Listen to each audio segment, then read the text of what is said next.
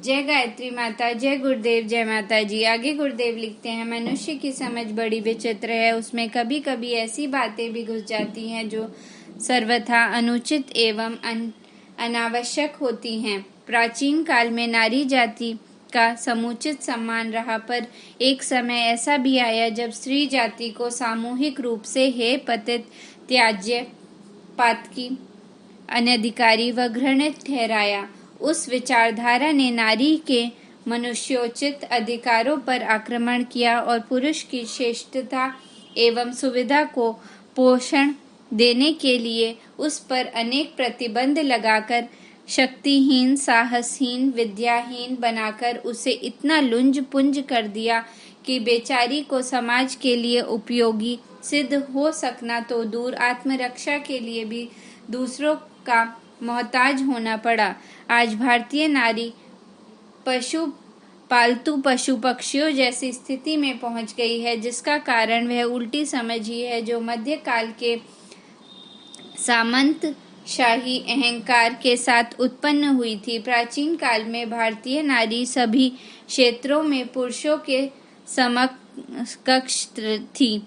रथ के दोनों पहिए ठीक होने से समाज की गाड़ी उत्तमता से चल रही थी, पर अब एक पहिया क्षत विक्षत हो जाने से दूसरा पहिया भी लड़खड़ा गया। अयोग्य नारी समाज का भार नर को ढोना पड़ रहा है। इस व्यवस्था ने हमारे देश और जाति को कितनी क्षति पहुंचाई है, उसकी कल्पना करना भी कष्ट साध्य है। मध्यकालीन अंधकार युग की कितनी ही बुराइयों को सुधारने के लिए विवेकशील और दूरदर्शी महापुरुष प्रयत्नशील हैं। यह प्रसन्नता की बात है। विज्ञ पुरुष अनुभव करने लगे हैं कि मध्यकालीन संकीर्णता की लौह श्रृंखला से नारी को न खोला गया तो हमारा राष्ट्र प्राचीन गौरव को प्राप्त नहीं कर सकता।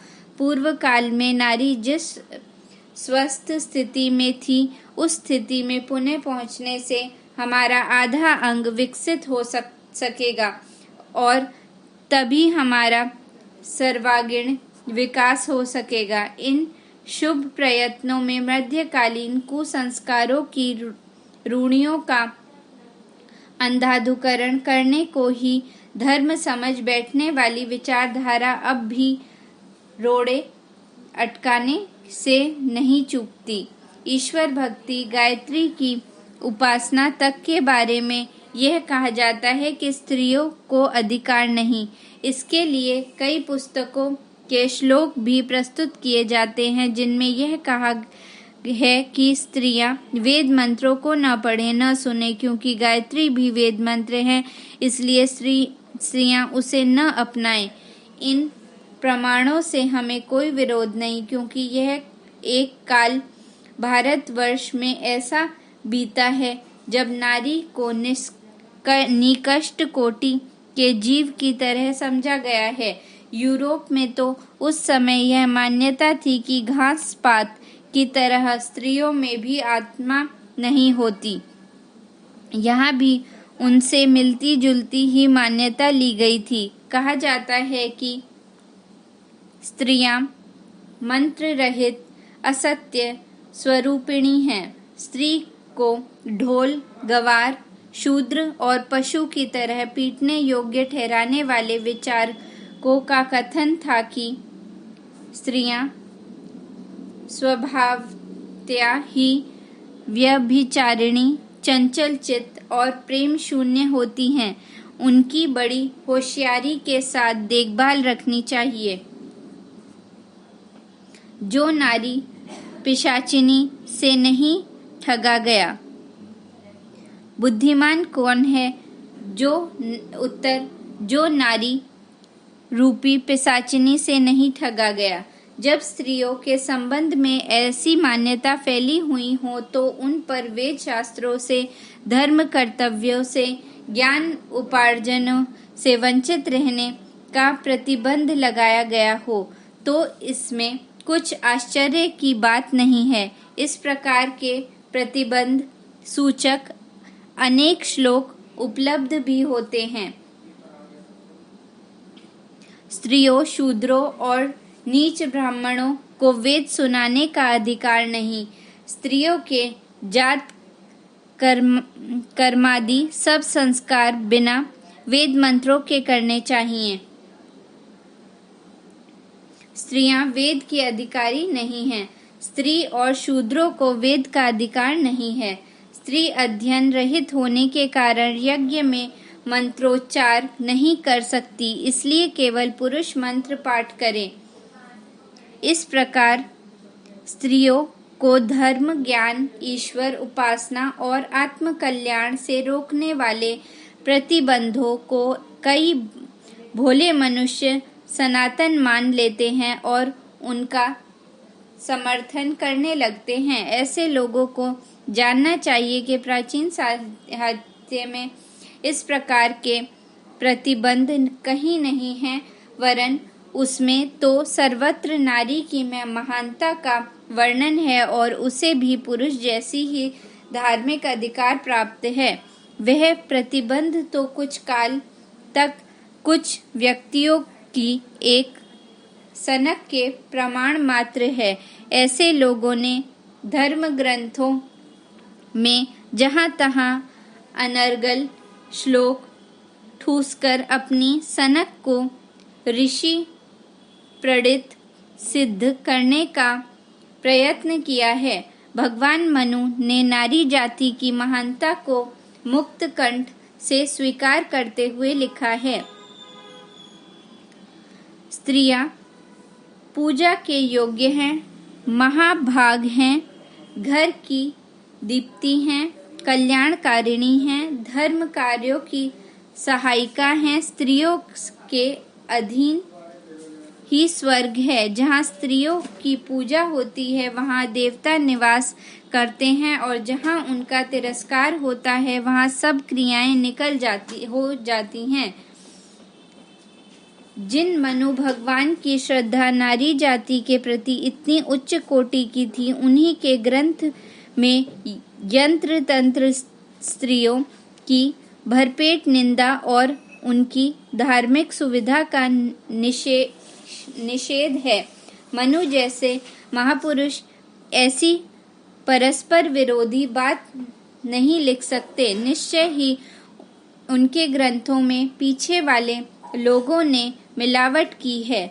इस मिलावट के प्रमाण भी मिलते हैं। देखिए, प्राचीन काल में कोई प्रामाणिक मनुस्मृति थी और उसकी मेधातिथि ने उचित व्याख्या की थी। दुर्भाग्यवश वह पुस्तक लुप्त हो गई। तब राजा मदन ने इधर उधर की पुस्तकों से उसका जीर्णोद्धार किया। केवल मनुस्मृति तक यह घोटाला सम्मिलित नहीं है, वरन अन्य ग्रंथों में भी ऐसी ही मिलावटें की गई हैं और अपनी मनमानी को शास्त्र विरुद्ध होते हुए भी शास्त्र वचन सिद्ध करने का प्रयत्न किया गया है। स्वार्थी लोग कहीं ग्रंथों के वचनों को प्रक्षिप्त कर देते हैं, कहीं निकाल देते हैं, कहीं जानबूझकर, कहीं प्रमाद से उन्हें बदल देते हैं। इस प्रकार प्राचीन ग्रंथ बड़े अस्त व्यस्त हो गए हैं। जिन दिनों यह मिलावट की जा रही थी, उन दिनों भी विचारवान विद्वानों ने इस गड़बड़ी का डटकर विरोध किया था। महर्षि हारित ने इन स्त्री द्वेषी उल जलूल उक्तियों का घोर विरोध करते हुए कहा था, स्त्रियां शूद्रों के समान नहीं हो सकती। शूद्र योनि से भला ब्राह्मण, क्षत्रिय, वैश्य की उत्पत्ति किस प्रकार हो सकती है? इसलिए स्त्रियों को वेद द्वारा संस्कृत करना चाहिए। नर और नारी एक ही रथ के दो पहिए हैं, एक ही शरीर की दो भुजाएं हैं, एक ही मुख के दो नेत्र हैं, एक के बिना दूसरा अपूर्ण है। दोनों अर्ध अंगों के मिलन से एक पूर्ण अंग बनता है। मानव प्राणी के अविंचित दो भागों में इस प्रकार की असमानता, द्विधा, नीच ऊंच की भावना पैदा करना भारतीय परंपरा के सर्वथा विपरीत है। भारतीय धर्म में सदा नर नारी को एक और अविच्छिन्न अंग माना है। ऐसी दशा में यह उचित नहीं। आत्मा के समान ही संतान है, जैसा पुत्र वैसी ही कन्या, दोनों समान हैं। पुरुष अकेला नहीं होता, किंतु स्वयं पत्नी और संतान मिलकर पुरुष बनता है, अर्थात पति पुरुष का आधा अंग है। ऐसी दशा में यह उचित नहीं कि नारी को प्रभु की वाणी वेद ज्ञान से वंचित रखा जाए।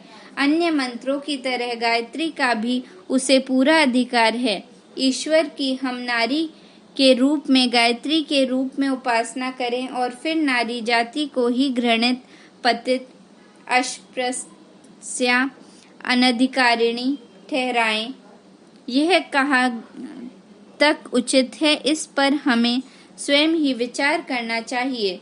स्त्रियों को वेदाधिकार से वंचित रखने तथा उन्हें उसकी अधिकारिणी मानने से उसके संबंध में स्वभावत एक प्रकार की हीन भावना पैदा हो जाती है, जिसका दुर्वृत्ति घातक परिणाम हमारे सामाजिक तथा राष्ट्रीय विकास पर पड़ता है। यूं तो वर्तमान समय में अधिकांश पुरुष भी वेदों से अपरिचित हैं और उनके संबंध में ऊट पटांग बातें करते रहते हैं, पर किसी समुदाय को सिद्धांत रूप से अधिकारी घोषित कर देने पर परिणाम हानिकारक ही निकलता है। इसलिए वितंडावादियों के कथनों का ख्याल न करके हमको स्त्रियों के प्रति किए गए अन्याय का अवश्य ही निराकरण करना चाहिए। वेद ज्ञान सबके लिए है, नर नारी सभी के लिए हैं। ईश्वर अपनी संतान को जो संदेश देता है उसे सुनने पर प्रतिबंध लगाना ईश्वर के प्रति द्रोह करना है।